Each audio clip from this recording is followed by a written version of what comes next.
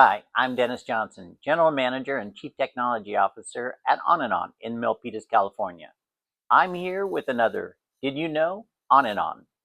Today we're going to be talking about our crimpless and solderless wire termination.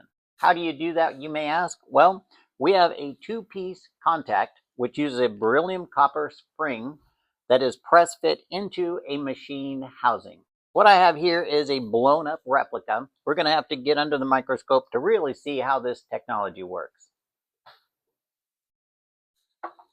Here's that large cross section showing the contact clip pressed into the machine shell. Using this probe as an example for a wire, you can see how the spring clip opens, making contact with the pin and the wire. Here's an example of a 27-pin connector we're going to plug a 38 gauge wire into.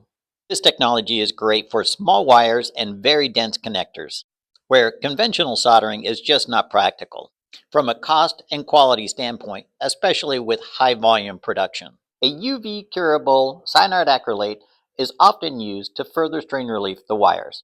Here's a connector example where we're using the same contact for both the mating connector side and the wire termination side. This example has wires that are 28 gauge and as small as 40 gauge. The 28 gauge are carrying 3 amps and pulsing at over 10,000 volts. And this example allows our customer to do the final assembly in a clean room without the need of messy soldering irons. And here's an example of plugging in passive components into a connector where it's not practical to solder. This technology is great for dissimilar metals such as thermocouples. Onanon stocks contacts for wires as small as 5 thousandths in diameter and as large as a 1/4 inch in diameter, and with over 700 contacts in our toolbox for your application. Please visit onanon.com to learn more or to schedule an appointment with one of our engineers who are happy to integrate crimpless solderless wire termination into your next application. Thank you for allowing me to share another Did You Know? Onanon.